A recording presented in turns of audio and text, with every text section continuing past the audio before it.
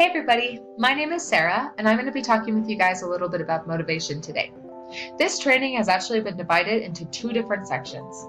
In the first section, we're going to talk a little bit about personal motivation, or how to manage yourself. The second section, we're going to talk about how to manage outer motivation, or how to motivate your teams in the future. I believe that motivation comes down to four words: attitude, goals, responsibility, and action. So let's get started. What does it mean to manage yourself? A great management expert and educator named Peter F. Drucker wrote a great article that was titled Manage Yourself. In this article, he said this quote: "Only when you operate from strengths can you achieve true excellence." He made a lot of really great points talking about how there are few natural born leaders in this world, and yet many of us expect for organizations to naturally just manage our careers and manage our success.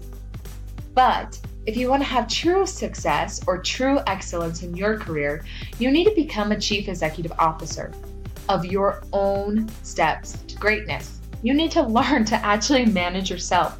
So how do you do that? Step 1, know your strengths. Step 2, know what you value.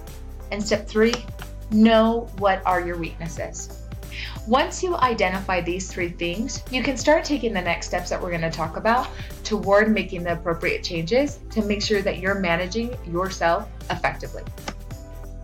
Step 1 to doing so is adopting the right attitude.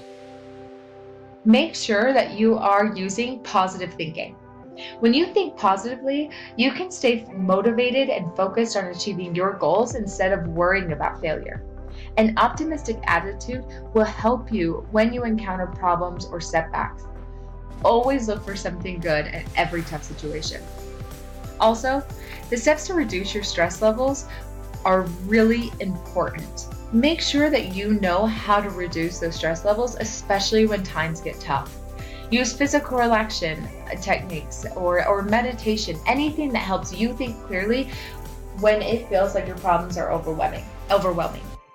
Develop emotional intelligence. If you understand the people around you, you can use your strengths to create better working relationships. And good leaders who manage themselves, understand what it means to have strong people skills and work with others. Step 4, listen and learn. If you're in a new role, no one will ever expect you to know everything, especially from day one. So don't be afraid to ask questions and seek clarification. And don't forget to show humility. You must be willing to listen and learn from your boss, your colleagues, and your team members. Step 4, instead of waiting for things to happen, look for ways to make them happen. Be proactive. For an example, if you see a way to improve a process, don't hesitate to share your ideas with your manager. And if your suggestions aren't always taken on board, don't get discouraged. Teach these situations as opportunities to learn and to grow. Now we're going to talk about the 3 S's to setting the right goals. Step 1, play to your strengths. Finding your strengths allows you to find the roles that make best use of them. If you're good at teaching others, maybe being a teacher would be great. But if you don't know that teaching is your strength, how can you know what role is your best role and where you're going to add the most contribution in your career? Try improving your weaknesses by taking trainings or courses or attending seminars, anything that's going to help you get out there to identify what your strengths are. Try taking a self-test. The Gallup Strengths Finder is a great test, and I was able to take that this week. And let me tell you, I learned a lot about myself and my strengths. 2 is set smart goals. If you're in a new role and you're trying to get grips with responsibilities, consider breaking them down into smaller, more manageable, more precise SMART goals. Remember that SMART stands for specific, measurable, attainable, relevant, and time-bound. And lastly, the last S, personal career statements. Now, do you even have a career goal? Because if you do, make sure that you understand how you're going to achieve it. If you don't have your own personal mission statement, make sure to write one down. This practice will allow you to set a primary goal that will keep you on track. The last step to making sure that you're managing yourself is take responsibility for yourself. Organize your workday. Figure out what works best for you. Do you hit every morning running, or do you warm up and get in the groove and then get going? Motivate yourself. Remember that you are your biggest champion. Self-motivated people are confident and goal-oriented, and they create a positive environment. The more motivated you are, the faster you're going to achieve your goals and the better you'll become at your job. And exercise self-discipline. People with self-discipline are always striving towards their goals, regardless of how they feel and regardless of how many distractions or challenges they come across. When you encounter a roadblock, really, truly self-disciplined people will figure out a way to work around it. So how do you manage yourself? What have you learned? If you can manage yourself effectively, you'll be able to reach your potential and pursue a fulfilling career.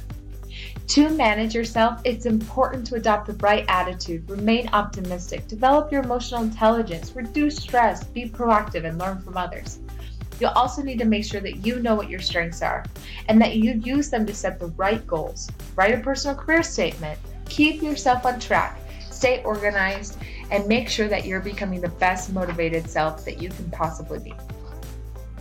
Now that each of you now know how to motivate yourself, let's talk about how in the future you can possibly motivate others. To get started, I wanted to start out with an activity. So the purpose of this activity is to identify what skills you are using now to motivate people and maybe where you could use some improvement. For each statement that I read off, I want you to rate yourself based on what you believe best describes you as a leader. The rating will be scored as follows. 1 is 1 point. Rarely is 2 points. Sometimes is 3 points, often is 4 points, and always is 5 points. Ready? Let's get started. Question number 1. When faced with a performance problem, I take care to establish whether it is caused by lack of resource, lack of motivation, or lack of skills. Go ahead and rate yourself. Never, rarely, sometimes, often, or always. Question number 2. I establish clear performance standards and expectations. Go ahead and rate yourself again. Question number 3. The rewards and discipline I use are clearly linked to performance and defined behavioral objectives. I structure work so that it is interesting and challenging and allows for more appropriate autonomy. When I give a reward, I make sure it is one that the recipient values. Number 6, I am consistent in the way that I discipline people for substandard performance. Number 7, when I see good work, I praise it immediately. Number 8, I make sure people have the tools, resources, and training to achieve the results I expect. Number 9, I try to understand what motivates each individual member of my team. Number 10, I make a major effort to ensure that I offer competitive wages and other forms of compensation. Number 11, in order to be fair, I use the same rewards for everyone when recognizing good performance. Number 12, I help people establish performance goals that are challenging and specific and that are linked to organizational objectives. Number 13, I make sure I know what is going on in the real work environment before taking any remedial or disciplinary action. Number 14, I encourage people to set their goals high and make their achievement measurements challenge them fairly. And lastly, I try to combine and rotate job assignments so that people can learn and use a variety of skills. Has everyone gotten their sums? All right, look at your results and add them all up. And let's talk a little bit about what that means. If you scored from 15 to 34, the good news is you have a great opportunity to improve the way you motivate others and the way you manage your team's long-term success. 35 to 52, you're good at some aspects of motivating others, but there's definitely room for improvement. You need to focus on some key pointers we will discuss next.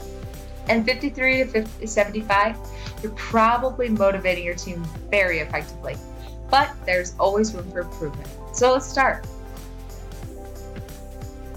Steps to motivating your team. Number 1, the first step in building a highly motivated team is providing interesting work, which is well organized to meet their needs and desires of team members.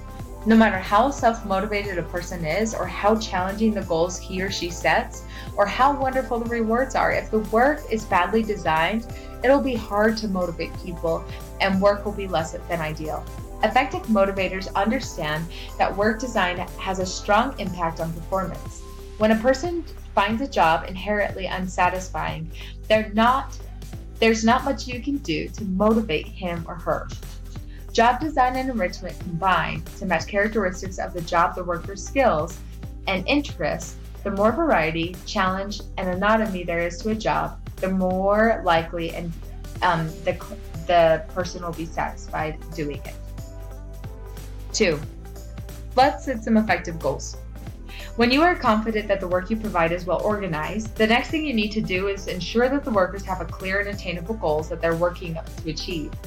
Managing the goals, setting the process is essential for creating a highly motivated environment. The effectiveness of goal setting and motivation is a well-recognized fact. And by goal setting, make sure that they're specific, consistent, and appropriately challenging. You can set goals that are powerfully motivating. Specific goals are very measurable. They outline exactly what needs to be accomplished and when it will be considered as achieved. Having goals that are consistent with other personal goals as well as the organizational goals is also important. If the goals are inconsistent, the resulting confusion and incapability would likely cause the person to do nothing rather than work in different directions. Finally, challenge is important. Due to the observation that we get what we expect, the more you expect from someone, the harder they will generally work. This has been shown from time and time again and is explained in many different ideas out there about motivation. Make sure when you set goals with your teams that they're challenging, effective, and that they're smart. Goals should help motivate others. Number 3, understanding individuals' differences in motivation. Motivational techniques should bring out the best in people. That means they should build on individual strengths and minimize his or her weaknesses. There are certainly some common denominators in motivation, like fair wages, decent working conditions, a sense of compatibility with coworkers, and a good relationships with their supervisor. However, there's this assumption that things can be really challenging at work. Some of those might be like people not getting their needs. Things such as, work or control, they're not getting the growth opportunities that they want or the recognition for a job well done. To decide what is going to motivate your team best, you need to take a look at each individual employee. Some will be motivated by time off, while others may prefer to gain status and recognition in the company. Understanding these individuals' needs is mandatory for building a motivated workplace and helping your team succeed. The last step is when you know what you want to provide in terms of reward and recognition, it's important to establish an effective system. The primary focus of a reward system is fairness. Both reward and discipline have to be perceived as fairly distributed according to clear guidelines. It is equally important that you make sure to give your team members the tool they need to be successful. If you're setting goals, then you need to make sure that they're attainable and that you're doing what is necessary to support the tools and resources and provide your team the appropriate training. Always give feedback. Once or twice a year just isn't enough. So how do you motivate others? Learn how to motivate your team. Provide interesting and challenging work and create momentum. Make sure that you understand that motivation isn't just an individual level. It's To be a good leader, you have to be motivated and know how